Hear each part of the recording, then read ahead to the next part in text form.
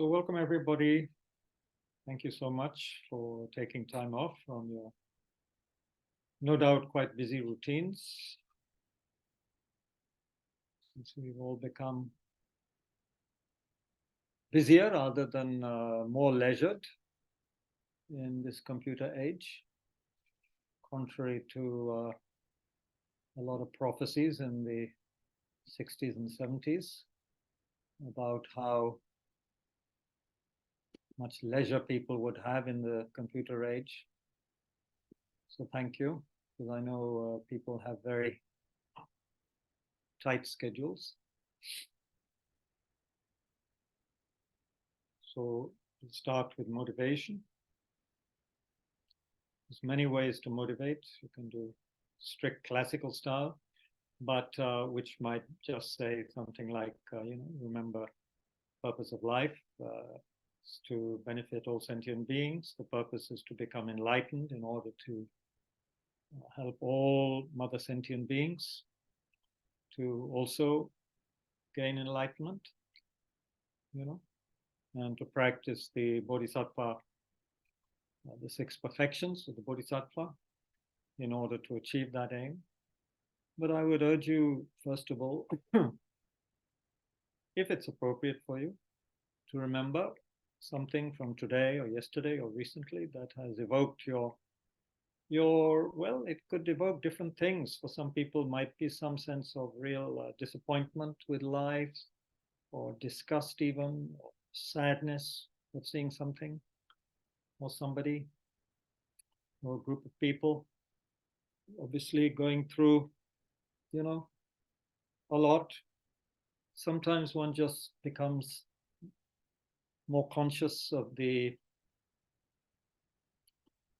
I don't know, admittedly, this is of course subjective perception, but what you might consider the meaninglessness or the appalling sort of routine and lack of joy of most people's lives, in the sense, just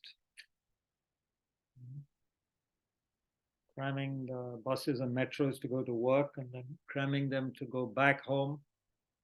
And in between, often work that is not very stimulating, or what should we say, life enhancing, and often not so helpful anyway for this planet we live on. So that can sometimes get us thinking and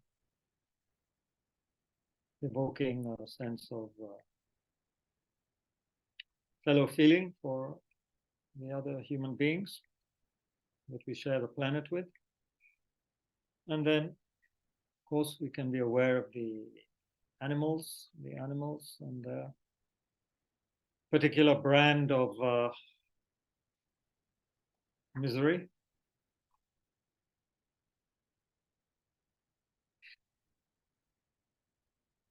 The ones we see with our eyes, the ones we see perhaps occasionally on documentaries.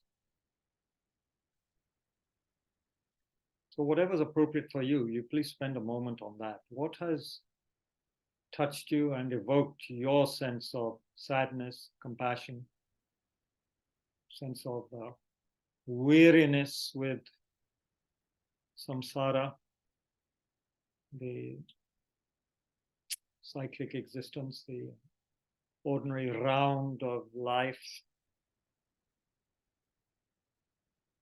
Think about that, and think about how wonderful it might be if there was some kind of way out, Yeah,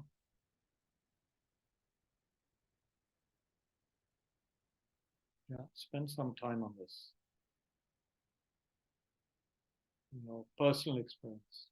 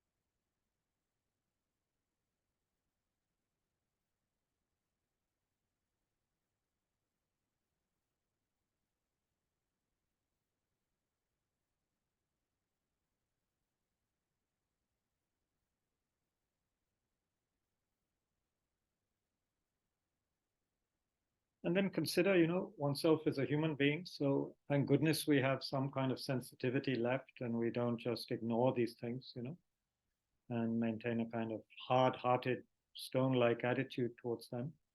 It's good that we suffer or feel when we see situations. From the Buddha's point of view, we're very fortunate because we have the apparatus, you could say, of a very, very fortunate human being who can uncover, utilize, enhance the potential of our mind, can awaken the fundamental clear light consciousness, the Buddha nature, and at least get glimpses of it occasionally. And through that, one can generate perhaps what we might call an attitude of, not giving up. Let's put it that way. We see there's a big problem, more than just a big problem, absolutely devastating wound in the universe, put it that way. But we don't give up because, what's the point? We have the potential to generate inner wholesomeness, inner joy, and we must do what we can to help others. It's as simple as that. Giving up would be ridiculous. Doesn't make sense. If others are suffering, and therefore we feel guilty and feel I have to suffer too, and just should, hang myself, that's not the way. No way. So we have to acknowledge our potential, rejoice in it, and think how wonderful it would be if we can use it, to help a lot of, very, very sad people who are without a guide and totally mesmerized, you could say, not only, primarily by their own hallucinations, their own projections, and by the incoming, the incoming information, and a lot of which is, I would call garbage, but that's quite a strong word. But a lot of stuff that is simply lowering the vibration of our mind to a very unwholesome level. Yeah. So we mustn't give up. That's why we have the Buddha image in this tradition. It can be very inspiring for us.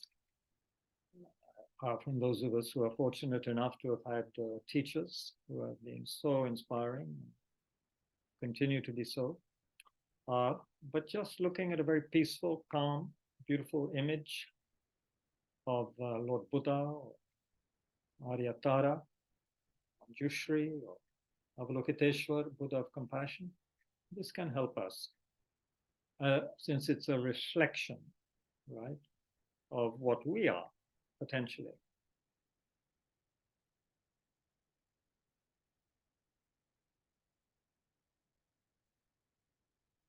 So there is sadness, there is weariness often, but also there must be, through our awareness of our precious human life and death and impermanence, there's a kind of an urgency as well as a gratitude and rejoicing in our potential, our situation. And somehow a wish not to waste it, isn't it? Not to waste it. And if we have to engage in activities we don't really want to, sometimes, there are obligations, then one can at least use those situations as much as we can to generate compassion and that sense of weariness with the appalling kind of unwholesomeness and, one might say violence, aggression of life, of everyday life. The mixture of aggression and desire, If you doubt my words, just go to any movie hall, any movie complex, and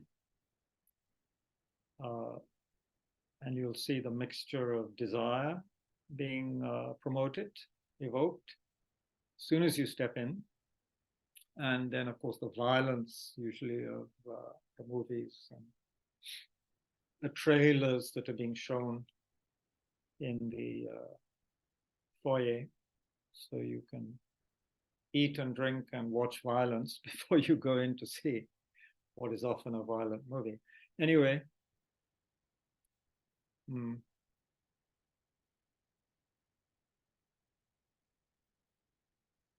samsara is suffering. Cause of suffering is craving desire, karma, and delusion. All ordinary beings are afflicted with this. How wonderful if one could recognize this and be of benefit to them. How wonderful that would be. And it's possible. And if you and I don't do it, then we don't know who's going to do it, The chowkidar in the street isn't going to do it. The guy standing to look at your digital ticket is not going to do it. Someone has to do it.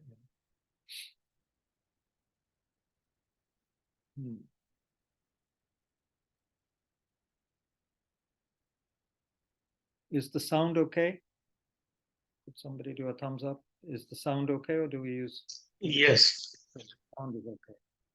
Thank you. Okay, so then you get the idea about the motivation, right? It's kind of not the traditional way of doing it, but anyway, maybe it's. We have to be somewhat poetic about this sometimes.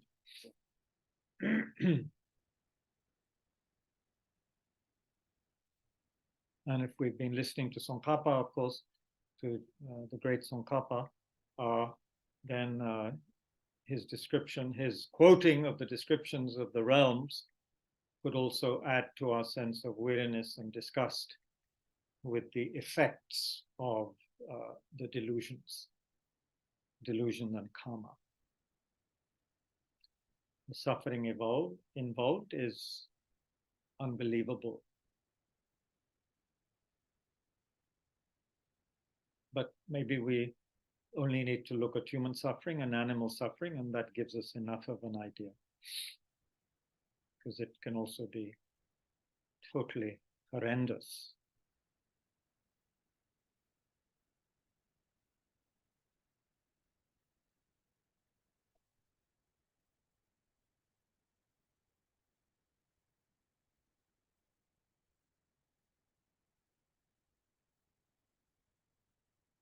Okay, I'm going to benefit all sentient beings as much as I can. For that, I need to tame my mind, my own mind. So for that, I need to develop some kind of focus and attentional stability. So therefore, I'm going to spend a few minutes being with the breath, attending to the breath, the sensation of it, the sensation of the breath as it enters and leaves the nostrils, maintaining a stillness in the body, state of relaxation as much as possible in body and mind, but also a sense of vigilance, attentiveness.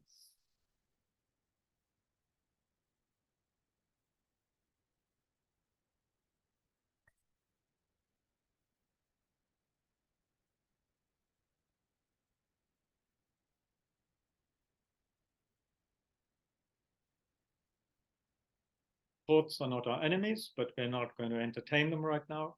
Recognize, let go, and back to the breath.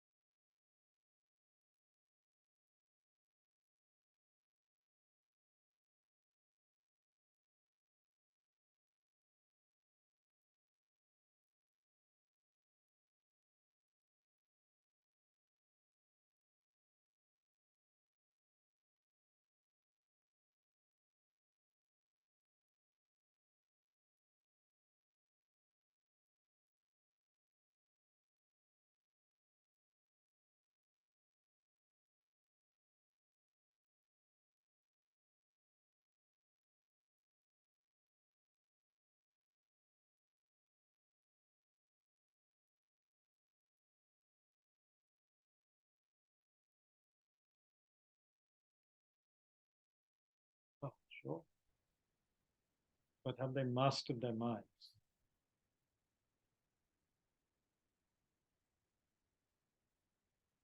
Which means also, they can live through their life and they can have a perfectly controlled death and go on to a good rebirth due to mastery over their mind.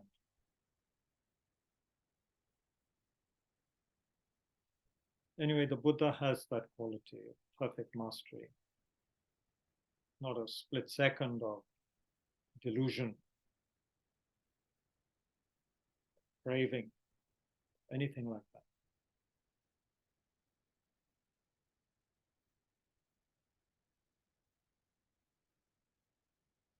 It's like, when the fuel of a car completely runs out, the car stops. It just stops. You can't move it. So when the fuel of all of the negative emotions and so forth, the whole mechanism has been shut down, you could say, then you're not going to experience the negative results at all.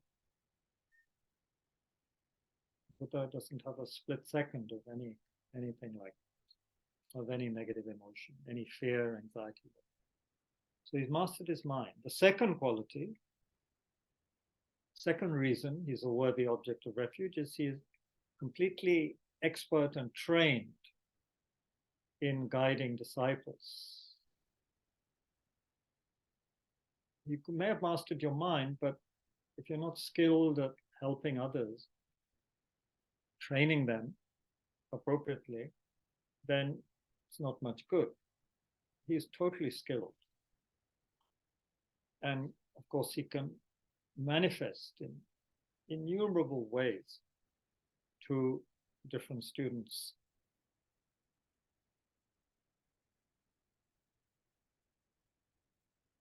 And in many different forms, not necessarily human.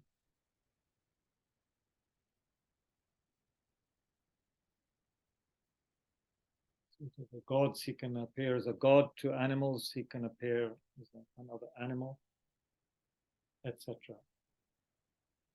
The Buddha can even manifest in the hell or the hungry ghost realms in a manner appropriate for the different beings.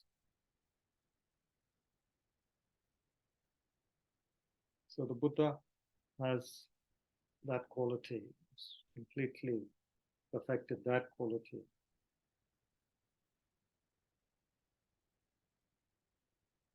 So Tsongkhapa says, if he were not so, he wouldn't be able to fulfill your needs, even if you went to him for refuge. If he wasn't trained and skilled in how to help you, training you, wouldn't be much help. Third quality, he has great compassion, great compassion.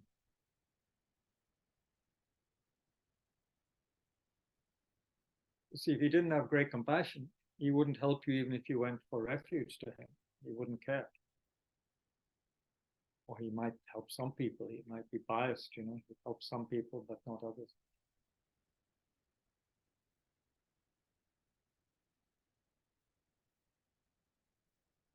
But he cares for everybody, even more so than what Vimlakirti, the great bodhisattva, said about other bodhisattvas, that bodhisattvas see every sentient being as if they were their only child and care for them appropriately, correspondingly. The Buddha's compassion is even greater than that.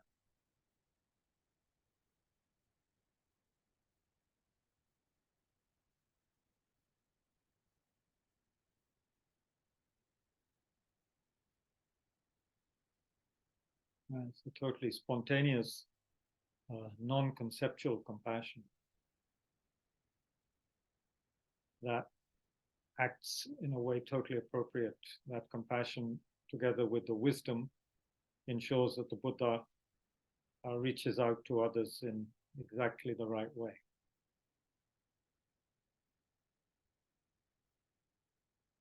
So another way of saying this, he has no bias.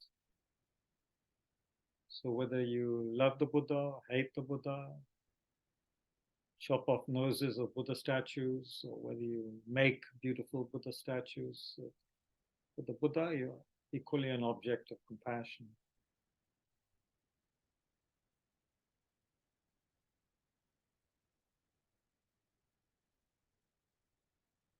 And with some of the great teachers, masters who have lived in this, the last century anyway, some of the great disciples said of them that, some of them had the quality to make everyone who came in front of them feel that they were the special favorite person of that Lama.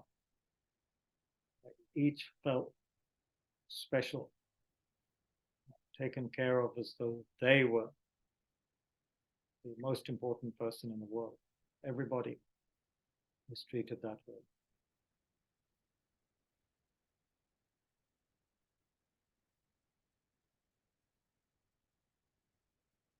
And I had interesting experience with lamas when I first met them. They would meet me and I would feel so loved and appreciated and so forth. I'm so special. And then I would see them behaving exactly the same way with the next person. And you'd feel initially let down. Oh, I'm not the only person, that they treat like that. They treat everybody that pretty much, who's willing to, go in front of them. So anyway, the Buddha has great compassion. Fourth quality, the Buddha is most pleased not by material offerings, but by offering a practice, which means that there's no kind of worldly motivation for them in helping us.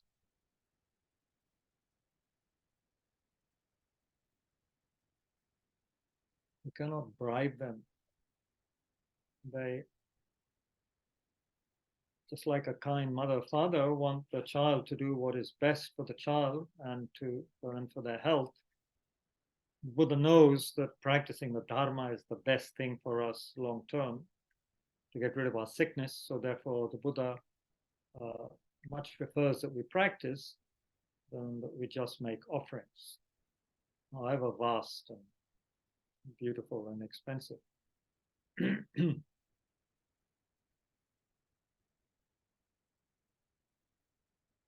So that's another quality of the Buddha.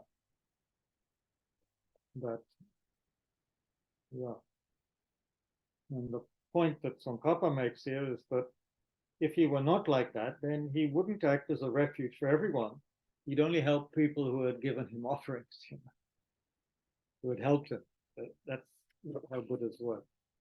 They don't just help people who've helped them or given them offerings. They want people to practice. Yeah. In brief, only one who is free of all fear, who is skilled in the means of freeing others, is impartial and so forth, is worthy of being a refuge.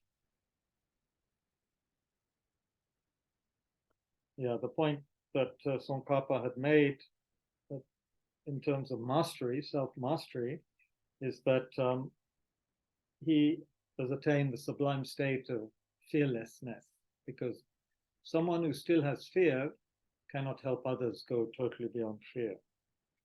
Just as a person who's already fallen down cannot help up somebody else who has fallen down. Yeah, you have to be sitting or standing up to help someone who's fallen down. Yeah. Okay.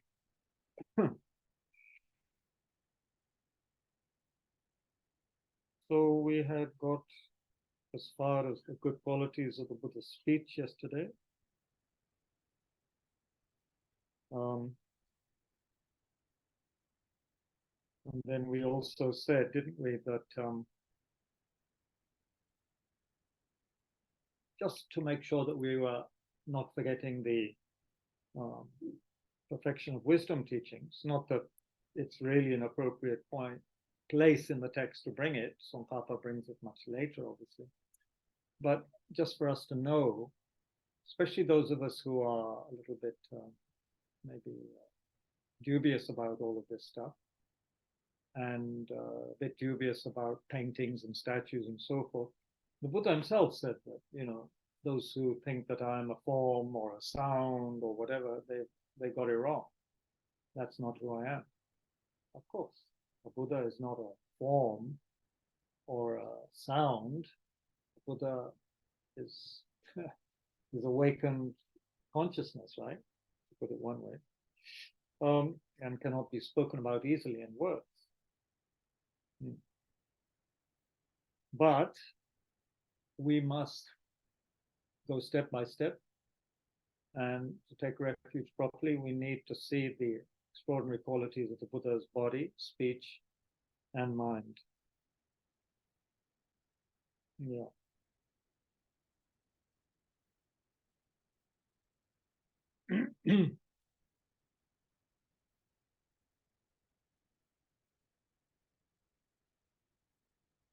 So then there's a section on the good quality of the teachings.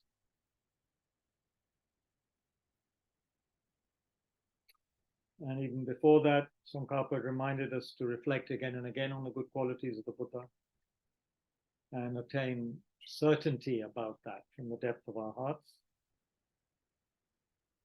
And so then we will develop more certainty with respect to the teachings that the Buddha gave.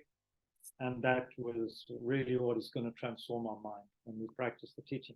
We don't have faith in the doctor, we're not going to take his medicine, and therefore our sickness is not going to go away.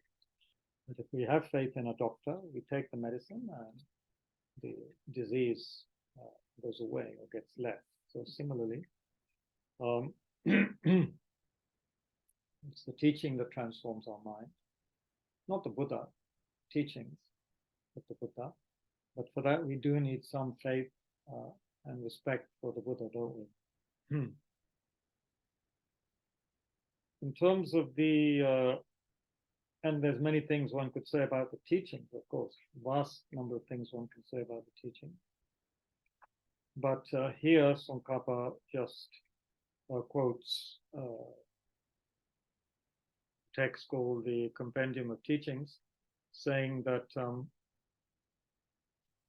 the Bhagwan Buddhas possess infinite and limitless good qualities, and these qualities are born from the teaching, from the proper practice of the teachings. Teachings, in a sense, come first. That's what, meaning the Dharma. The Dharma produces the Buddha. The egg produces chicken. And then, well, we shouldn't ask too much, whether the Buddha or the teaching first. Let's leave that, but the teachings are essential, right? By practicing the teachings, you and I can become Buddhas. Let's not go into originally where did the teachings come from. Perhaps they've always been there in space, who knows? But for us, we need Buddhas to teach it to us. The teaching creates and governs them. That is the Buddhas. They arise from the teaching and are within the scope of the teaching. They depend upon the teaching, and the teaching produces them. This text is making it very clear, isn't it? Dharma Sangiti, Compendium of the Teachings, is saying the Buddhas arise from the teachings of Dharma. So we have to understand and practice the Dharma. That's what all these books are about. The good qualities of the Sangha, the community, the people, the chief members of that community are noble beings. That means those who have realized emptiness. Think of them in light of their mindfulness, the good qualities of the teaching, and their proper practice of it. The community teaches the teaching, practices it, reflects on it. It upholds the teaching, entrusts itself to the teaching, worships the teaching, conducts itself according to the teaching. It's the most excellent practitioner of the teaching. It is naturally honest and pure, endowed with the quality of compassion and has great compassion. That is, the community is, in a sense, collectively speaking of the community, of the noble being. We are also a segment of that. Maybe we're not noble beings yet, but we're aspiring to be noble beings with qualities of understanding, wisdom, and compassion, and so forth. It always has solitude as its field of activity, is always absorbed in the teaching, and always practices virtue.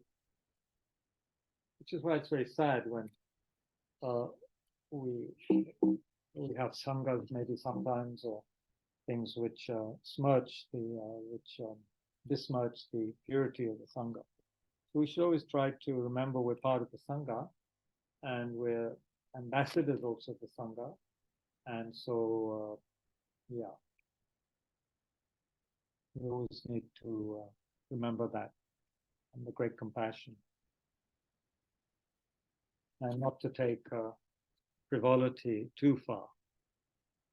Sometimes it's good to be relaxed and joking around, but in the end, we're trying to help one another, I guess. Not I guess, that is the point. No point having a sangha if it's not helping each other to go beyond suffering. Then we have to know the distinctions. The Buddha jewel has the defining characteristic of full, perfect enlightenment. You know, if someone were to ask you in brief, you can't be confused about it. And they ask you, what is the Dharma? The teaching jewel has the defining characteristic of arising from the Buddha jewel, the teaching jewel. The community jewel has the defining characteristic of correct practice by means of personal instruction. Buddha has the enlightened activity of giving sermons. The teaching has the enlightened activity of focusing on the eradication of afflictions and suffering. The community has the enlightened activity of fostering enthusiasm. So centers like Tushita, we're supposed to foster enthusiasm. Yeah, the community was supposed to follow. That's the point of these centers, foster enthusiasm for the teachings and help the teachings grow. Yeah.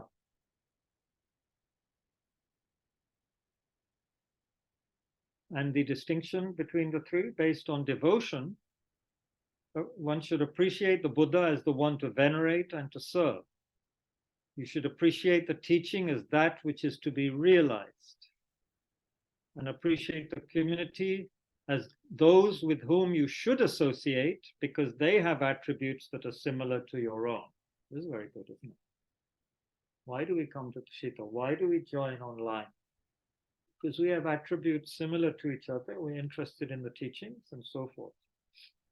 You know, Buddha is the one we venerate, and of course we venerate the Dharma, but the main thing is we have to practice the Dharma. It's to be realized.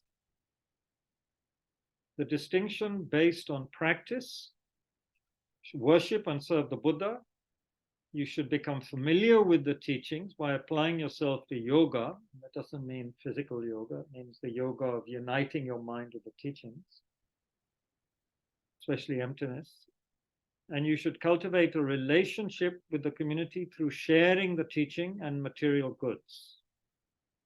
Sharing the teaching and material goods to help people practice. Dharma goods, Dharma books, this, that, or, if there's a member of the Sangha who is very poor or something, then one should help that person with material goods.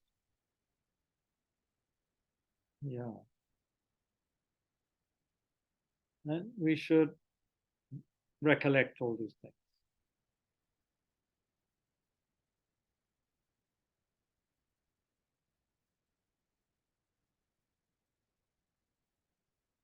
Then there are some not technicalities, but other points which maybe not essentially to mention right now, but how you increase merit is either through the teaching or through the Buddha, the community. You can increase merit in dependence on either a single person or many persons.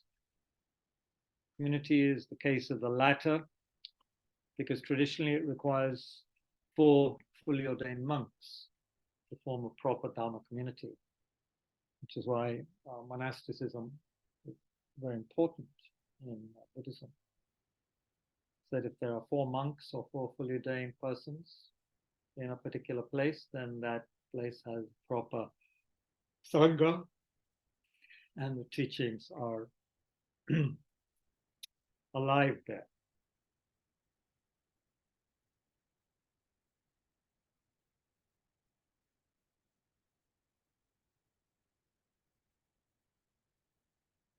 Then there's a method to understand all this through realizing that if we are taking refuge, we're going for refuge in a sense by negating something else,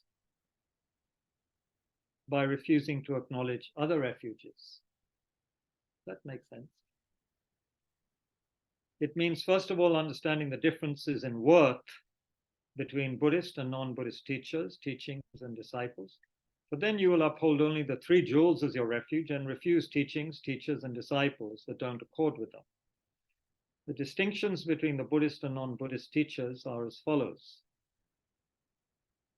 The Buddha is without fault and has perfected good qualities, but the teachers of other religions are the opposite of this. So we have to be careful here. In a society which is, in some sense, secular, but not just that, Dalai Lama and our organization very much foster interfaith dialogue. So this is not something you start quoting at an interfaith dialogue meeting, right? That our Buddha is the greatest, and you guys don't have his good qualities, you know, and you're actually the opposite of this. You don't say that. You can say Buddha is appropriate for me. I find the Buddha's teachings and so forth are the best for me. It's possible and obvious that these other teachings, your God, your this, whatever, is the best for you at this point. And you wouldn't need to say at this point. They might wonder, why have you said that? You just say that's best for you, isn't it? So you could say, in a sense, this text is for insiders. Insiders meaning those who are holding the Buddhist refuge. And you don't have to blurt out everything to everybody, right? But we should know from the Buddhist perspective why this is being said. So then we have to understand very well why Tsongkhapa, this great, very holy being, is saying that basically saying other tenet systems of other religions, their views, their philosophical views will not lead you to enlightenment. This is the implication. It's not that they're bad or cannot help you, but they can't help ultimately, according to the Buddha, because they don't have the proper understanding of emptiness, because they don't have the proper view, tenet system. They have a lot of compassion. Obviously, all religions have compassion, but then you yourself can check through investigating the teachings on bodhicitta. Does any other religion have the teach really what bodhicitta implies? You know, I haven't come across, and I have had a look at different religions. Compassion is great. In many religions, all the religions have some beings who are incredibly compassionate, but do they have bodhicitta? That 24-hour wish, aspiration to attain enlightenment, full Buddhahood, in order to lead every other being to full enlightenment. Do they have that? Do they have beings who have, do they have teachings on that? I haven't come across it. Of course, they also help one another, love your neighbor. It's all fantastic. Even love your enemy. Fantastic. But how? Great compassion, bodhicitta? Not sure. Maybe check. The more I reflect on other non-Buddhist traditions, the greater becomes my faith, O protector. Their minds are ruined by the faults of tenets, devised by those who are not omniscient. This is a very important point. If you don't have omniscient, sarvagyani consciousness, you don't know the ultimate truths. So therefore you cannot teach ultimate truths to others and help them also become fully awakened. So that's why he says the holders of other religions, their minds are ruined, which is a strong word, but it just means they're kind of undermined. They don't have the full, wisdom of a fully enlightened Buddha. their tenet systems are wrong. They basically hold on to, at some point, to a, kind of a real inherent self, some kind of inherently existing I, me, mine. So therefore, those whose minds are ruined cannot even see you, faultless teacher.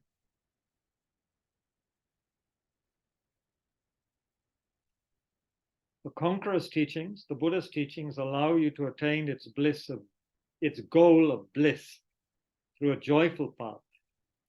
It stops the stream of cyclic existence, clears away the afflictions, does not mislead those who desire liberation, is completely virtuous, and clears away faults. Non-Buddhist teachings are the opposite. So I hope I don't recommend this particular recording to your friends, Yash, and neither will I. Although I have very good Jesuit friends in Bodh Gaya, but I wouldn't talk like this to them. I can, in a laughing way, I often make not fun of them, but I joke around with them. They know that I don't believe in God or creator God. They still give me breakfast and are very kind to me. Perhaps they feel I'm going to hell, so they have to be kind to me before I go to hell.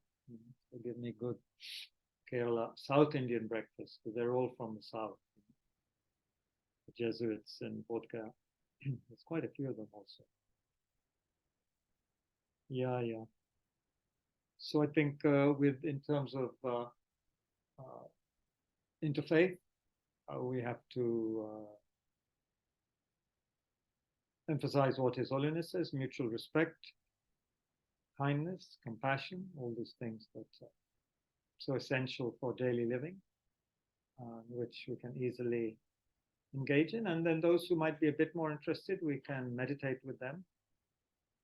Shamatha practice, analytical meditation on compassion, impermanence, all these things definitely there in every tradition.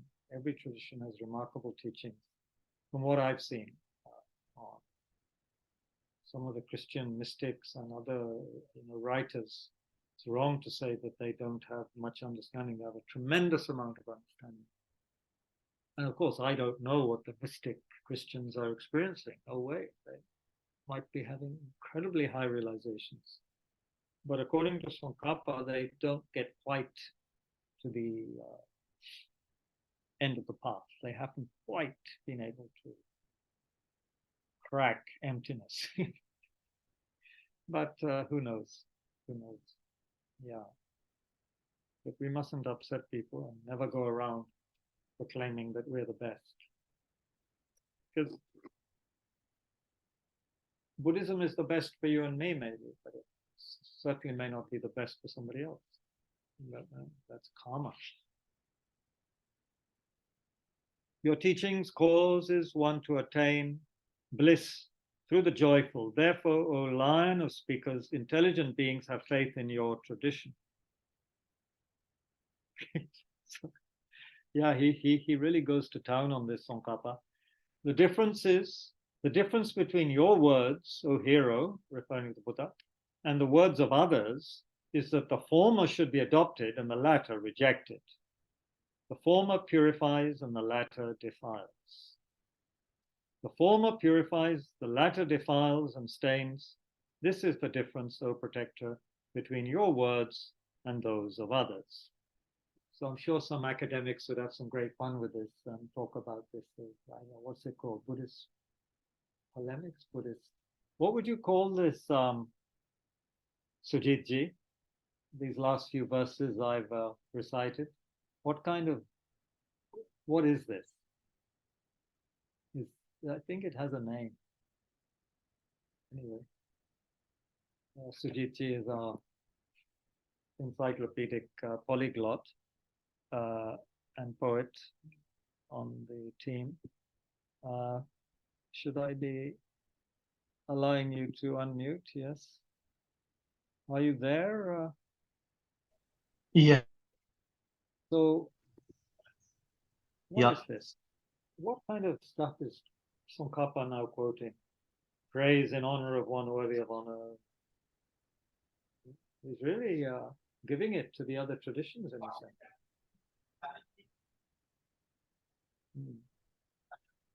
Anyway, there is a word for this.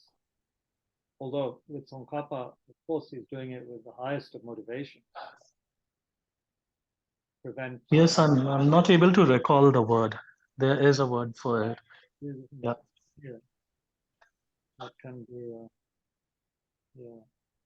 Okay, so that's this chapter, chapter 11 finished. Then what are we supposed to, what are the precepts? What are the vows? What are the commitments if we've taken refuge sincerely? What then should we bear in mind, apart from what we've heard, that has made us have faith in and go for refuge? So now that you've gone for refuge, now that you have, say, I don't know, been convinced by reasoning and have decided to, join the army or the navy, then what are the commitments? What's your uniform? What do you have to do? What can you do? What can't you do if you join a particular group or organization? You can't just, there's no such thing as a kind of a free ride. You have to commit to something, isn't it? Otherwise, it doesn't make sense. So, goodness me, this has a lot of subdivisions, which I'm not going to go through exactly because it's actually quite. This is why you need, for these teachings, the best person to teach them are what we call geshes, geshes who've been trained day in, day out for some of them 20 years to study this and debate about it. So they're fantastic at teaching this. When I see this, I feel, just to be not too flippant, like when I see a very full menu in a restaurant, I get totally confused. There's just too much, So here we have 1.5 pages of different sections that Tsongkhapa is going to go through in chapter 12. It's a lot. I'm not going to read it because you'll also get tired. But we will go through the important points. So first, he's saying there are 2 ways to explain the precepts. One is through the more scriptural tradition from the Compendium of Determinations, a text which I've never heard of, or how they appear in the oral tradition. Oral tradition is very important in all of these. How is it passed on from realized master to their disciple? And of course, that is very powerful. Right? What the masters realize, what they have churned from the milk of the Dharma, the cream they have taken out and then passed it on to the disciple, that is, of course, the best in one way, because it's authentic spiritual experience, which they then pass on to the disciple. So there's the oral tradition as well. Okay. First set, rely on excellent persons. You rely on excellent teachers when you see them as a source of all good qualities, for you have already gone to the Buddha for refuge, and therefore uphold the teacher of the path as your refuge. The practice that conforms with this is actual reliance on the one who teaches the path to you. Listen to the sublime teachings, fix your attention properly on them.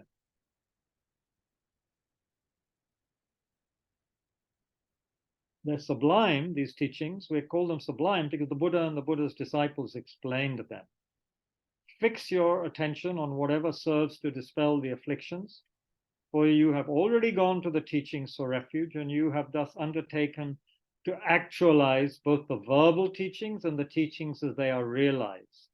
So therefore, he's saying we should have an understanding of the words of the teachings from the various texts, as well as the realization of them, and how to explain how to get the realization, the actual understanding and experience of them. So that's a big responsibility.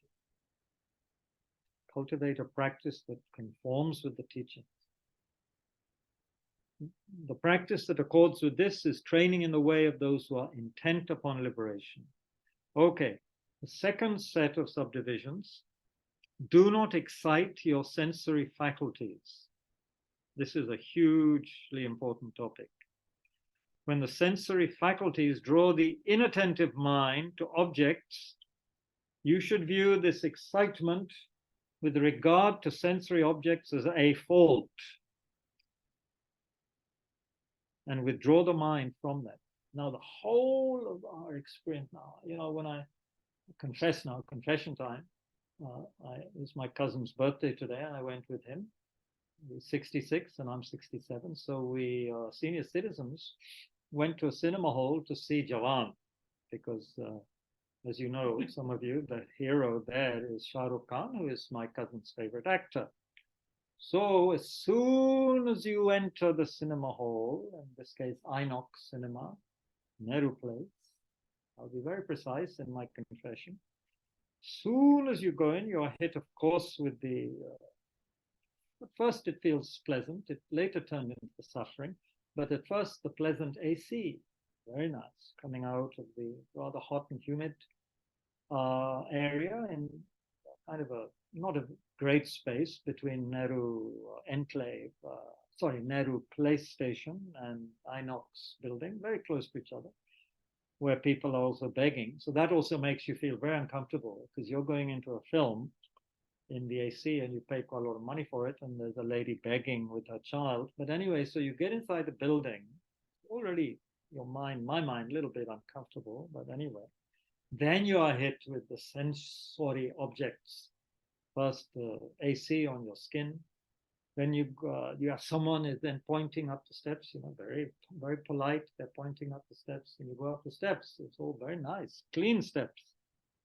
And then you go up several. Actually, did we go in a lift? No, we went in the lift. Sorry, we were pointed to the lift. That's very nice. Don't have to use your legs. You just get in the lift and press the button and up you go. And then we come out and then it's wow, the sensory world of menus on the wall, obviously coffee and other things being brewed. There is just in case you forget you're in a cinema, about to go to cinema, there's a big screen showing trailers of movies. So your attention is drawn to that. And then there are very comfortable chairs. And then even someone came up to us and asked if we want to sit in the insignia lounge, where you can lounge and order things and pretend to be Nero, while Rome is burning or Delhi is blazing. You can just sit there, and they might not be handing you grapes, but they will bring any number of different things, from popcorn to several kinds of coffee and burgers and blah, blah, blah, blah, blah. We didn't do that. My cousin and I are quite ascetic in this regard. I went to the toilet where I was told you can get drinking water. So I drank that to maintain my ascetic lineage. But the assault of the sensory world was not over, because then we went into the cinema hall. And you can just imagine what happened in there with Jawan.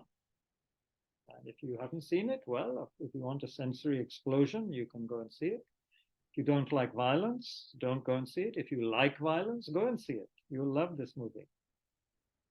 If you don't mind if there isn't much acting, then go to the movie. If you want entertainment and tamasha, then do go and see the movie. But then you should also have some detox when you come out. But my point is, sensory stimulation is what our universe is now about. Our modern urban civilization is about this. And actually, I felt very sorry when I came out, because the kind lady in the hall kept, several times I was trying to get us to buy something, because you can do it in these cinemas now. You just press a button and the lady comes. You can press a button and your seat changes, its angle, and the backrest changes its angle, and so on and so forth. But we declined several times. We didn't order anything in our seats. And then, of course, the movie itself. The Nach Gana was there. Everything was there. Everything you need in a modern Bollywood movie was there, except, of course, good acting. But that's my very elitist, narrow attitude. for which apologies. So anyway, Tsongkhapa says, don't excite your sensory faculties. So if you take this literally, don't go and see Jawan, okay? Even on your little laptop screen, it will be excitable. Okay, take up the precepts correctly. Train in the set, you should take up the training set forth by the Buddhas, as many as possible. And there are many trainings.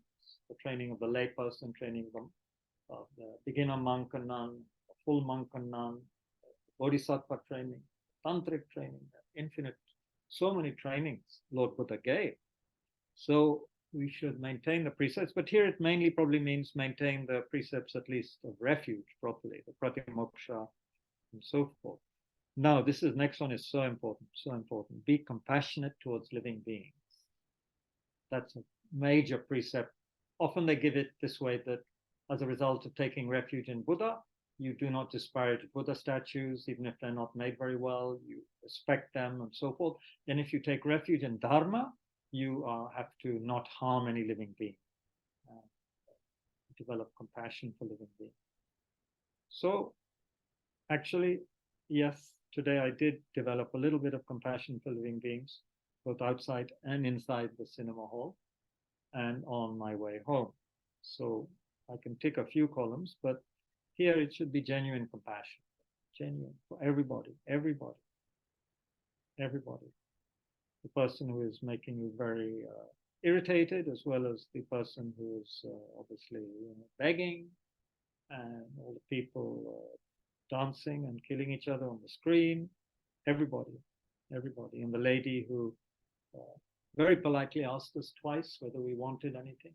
We declined, so compassion for that person as well. They are trying to do their job, probably get, I don't know, maybe salary hikes the more they sell, I'm not sure. Therefore, once you've gone to his teachings for refuge, you should also be compassionate towards living beings and forsake harming them. Please forsake harming them. Each day you should make offerings to the three jewels. So as much as possible, like I do some water bowl offerings every day, as much as I can. Just to focus one's mind also for part of the day, at the beginning of the day, making offerings. And there's many ways of doing it elaborately and simply with mantra, visualization.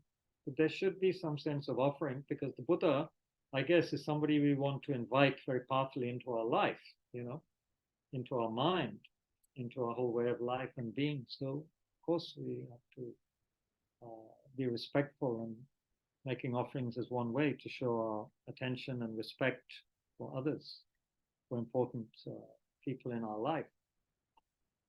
So just like a guest, an honored guest, we would make offerings.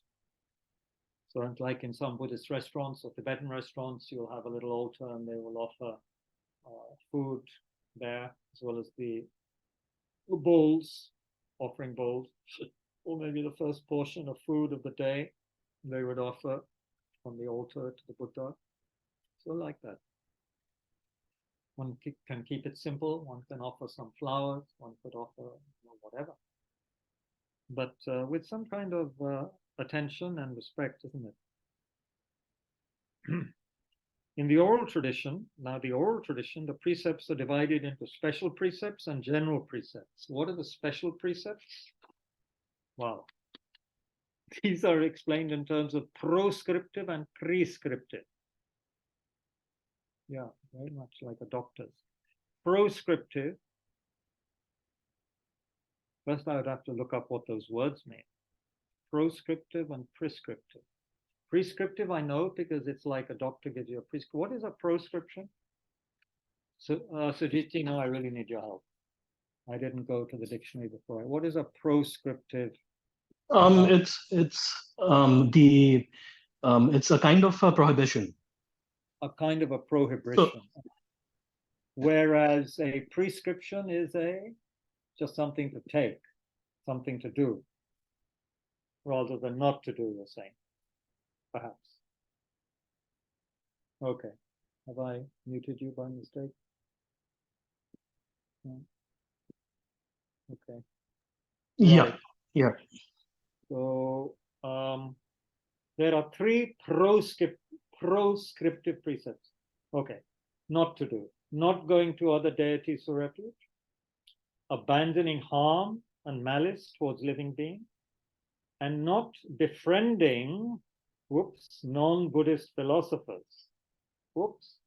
Does this mean we cannot invite Rabbi Maleka to Tushita, who's a very good friend of several of us, well known? Well, they're not philosophers who are going to debate with us and try and defeat our tenets, are they? Maybe it's okay. Certainly in terms of FPMT policy and Dalai Lamaji's injunctions, I think we can invite, we can associate with non-Buddhist philosophers. So here is somewhere where we have to use intelligence and the context and advice, so that we even don't have to agree with this, which is from the great final Nirvana Sutra, which after all was written thousands of years ago, right? So we don't have to slavishly follow every word literally. Do not associate with non-Buddhist philosophers could mean just don't associate so much that you become so enamored of their precepts and their philosophies that you forget emptiness and bodhicitta, for example. Anyway, main thing, don't go to other deities, don't harm others, don't even have malice towards other living beings, whoever they are, scorpions or devas or asuras or anybody.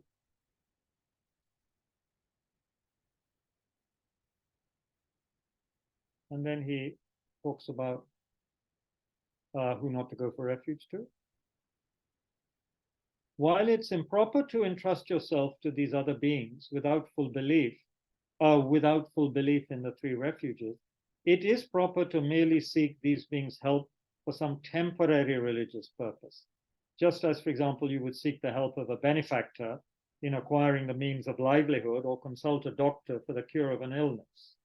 So something simple you want, you can ask from non-Buddhist sources, non-Buddha. Second proscriptive precept entails refraining from doing harm or injury to living beings through thought or deed. So obviously also through words. This includes actions, beating, binding, imprisoning, nose piercing, overburdening humans, animals, and so forth. We often do that. We see people overburdening their horses, their horse carriages, bullock carts. You don't see it much in cities, but people do, and they also overburden their servants and coolies and stuff. Of course, coolies are often want to take on more, but there could be cases where we just give people more than they can carry, and it's not fair, and it harms them. Especially some of the older coolies, people, one feels sorry for them. One doesn't want to give them too much to carry. Of course, now we have wheels, so it's easier. A lot of luggage has wheels. The third proscriptive precept entails not agreeing with those who do not believe in the three jewels as a refuge and who repudiate them. Yeah, so someone comes and aggressively attacks Lord Buddha and his precepts, and of course, you don't have to be very friendly to that person or follow their precepts. What are the prescriptive precepts? First is to treat images of the Buddha as objects of reverence, as though they were the teacher himself, not pointing out their faults, regardless of their quality, not disrespecting them or treating them with contempt or putting them in dishonorable places or by pawning them. The friendly letter, I think, of Nagarjuna says, just as the learned worship an image of the Sugata, whatever it is made of, even wood, etc. So Lama Zopa Rinpoche used to say, you can say, okay, the artwork of this particular Buddha statue is not very good, but you can't say it's not a good statue or it's not a good Buddha. if it's a Buddha image, one should treat it with respect. And then there's a story which you can read if you like fantastic stories, which may be true, but You should never quibble over the quality of images, or despise others for using fine materials for images and the like, or for making them large, or discourage their makers from finishing them and the like. Some very, kind of trendy people, even in our organization, really criticized the proposed construction of the Maitreya statue. They said you should spend this money on hospitals and so forth. But Rinpoche was quite wrathful with some of that, explaining to them they don't understand the benefits of statues, especially large statues, and that basically they should, be quiet. He was quite wrathful with some, I think, Spanish students one time who were criticizing the statue that Lama Yeshe had wanted for years to be built, and which we hope, by the way, to start building before very long in Kushinagar. So yeah, don't discourage people from making statues, and making beautiful statues, or even using gold on statues. Well, that gold is just going to hang out there in Fort Knox or wherever. It's better it's used for something virtuous. It is said that the great yogi Jangcho Rinchen once gave a statue of Manju Ghosh to the elder Atisha for him to examine. And he asked, "How good is this? If it's good, I'll buy it with the 4 gold coins that I have." The elder Atisha replied, "Venerable Manju Ghosha's body has no defects, that the sculptor is middling. Matlab, jo banaya hai, wo middling hai." And he placed it on his head. It said that he did the same with respect to all finished images. Second prescriptive precept, never to show disrespect for writings on the teachings, even those composed of as little as 4 words. You should not pawn volumes of scriptures, treat them as merchandise, place them on the bare ground or in dishonorable places, carry them together with shoes, walk over them, etc. Treat them with respect, as though they were the teaching jewel itself. It said that whenever Geshe Jenawa saw a scripture being carried, he would stand up with his hands joined together in front of him in a gesture of respect. In later life, when he was unable to stand up, he would simply join his hands. Also, it said that the elder once encountered a mantra practitioner in Nari who initially refused to listen to him teach. However, one day the elder witnessed a scribe rubbing a page of the teaching with plaque from his teeth. Unable to bear this, he cried out, "Hey, don't do that, don't do that." As a result of which the mantra practitioner gained faith in Atisha and received the teachings from him. We're not supposed to turn the pages of a Dharma text with your, people turn the page by licking their, putting saliva on your hands to make the page easier to turn. We're not supposed to do that with Dharma text. Out of respect, don't do that. Sharawa said, "We are playing around with the teaching in so many ways, showing disrespect to the teachings and its teachers ruins our wisdom. We are stupid enough now. Let's not create more stupidity. If we become even more stupid, what will we be able to do?" Third prescriptive precepts, never revile or despise members of the community, renunciates, or those who merely possess the symbols of a practitioner of virtue. Someone who is dressed as a monk or nun, maybe, they don't have vows, but they dress like a monk or nun, you should respect the robes as if it were the Sangha. Never in any way divide yourself and others into opposing factions and view the others as enemies. Always treat members of the community with respect, as though they were the community jewel itself. Don't scrutinize others' faults.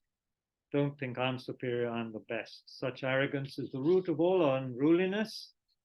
Don't despise inferior monks, or you yourself will not achieve liberation for an eon. Such is the way of this teaching. Some practitioners, if they saw a mere scrap of yellow cloth on the path, wouldn't step on it, but would dust it off, carry it to a clean place. So this represents the robes, the monk. I have to stop in 5 minutes because I have another meeting at 8:15.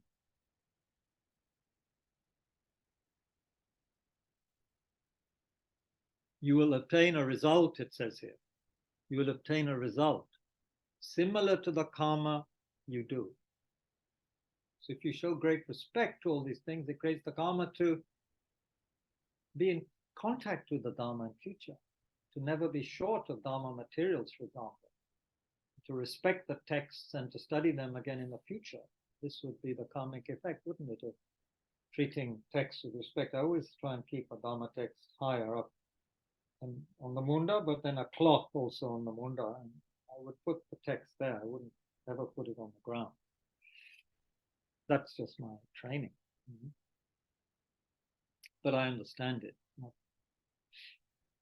6 general precepts: recall the good qualities of the 3 jewels, go for refuge again and again. 2, recall the great kindness of them, worship them, offer the first portion of your food and drink. Yeah, each time we eat and drink, we should offer a short prayer and imagine we're offering to the Buddha, Dharma, and Sangha. 3, establish other living beings in this practice by considering them with compassion. So again, in a secular society or whatever, we have to be careful with going around trying to convert people. But we should encourage people to read and encourage them, if they wish, to see the benefits of taking refuge. Yeah. But I used to be asked to go for these kind of ceremonies in Bodh Gaya. I wouldn't go because I knew it was mainly political, just to, convert a whole village of people to Buddhism for political and other purposes. And I would never go, because people would be converted, and it was not in order to teach them the Dharma, but for sort of other, much more social or political purposes. So I would not go. When I was a monk, I wouldn't go to those events. I mean, I understood why they're doing it, but it didn't seem quite right. Whatever you engage in and whatever your purpose, make offerings and supplications to the 3 jewels, forsaking any other worldly methods. After you've understood the benefits, go for refuge 3 times in the day, 3 times at night. 6, maintain your refuge. Don't forsake the 3 jewels, even as a joke, or if it costs you your life.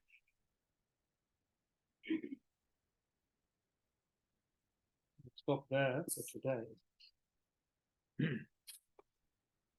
At page 197 of the English translation.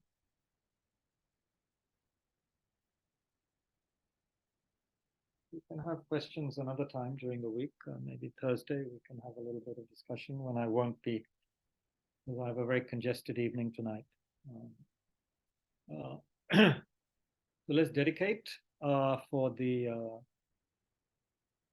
us to understand what Tsongkhapa is saying, to really understand the refuge, precepts of refuge. If it's karmically seems beneficial for us to develop great faith in the Buddha, the Dharma, the Sangha, and take refuge and maintain the precepts, since tremendous benefits accrue from all of this, including liberation, enlightenment. And from the point of view, of the path of the small capacity person, it helps us at least attain a good human rebirth, being connected with the teachings, life to life, as a human. Ultimately, of course, it can lead to enlightenment. So may we never be separated from this, from authentic teachings, authentic teachers, authentic texts. Yeah, that's so important.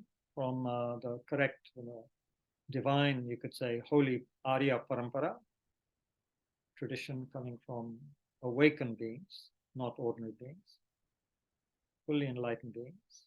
May our enlightened and other great teachers have long and healthy lives. May we never be separated from them. May all of the sanghas, all of the centers which are providing authentic teachings and help to living beings be successful. May their activities grow. May all the people helping in centers be healthy, happy, be harmonious, and achieve all the purposes, exactly in our case as Lama Zopa Rinpoche would wish.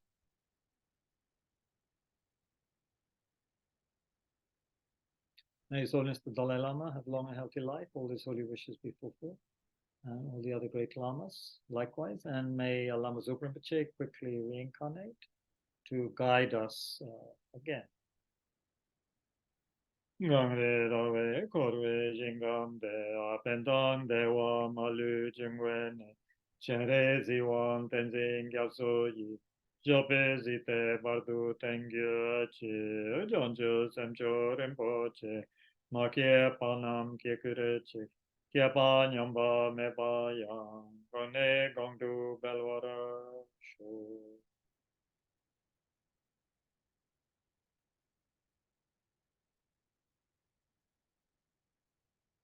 Thank you, everybody, for your patience. And tomorrow we have Tara Puja at 6:30. We'll continue with this text on Thursday at 6:30. Thank you. Take care. Thanks, Nivitaji, Roy, Jitesh, Apurva, Sudhiji, Nandita. All the best.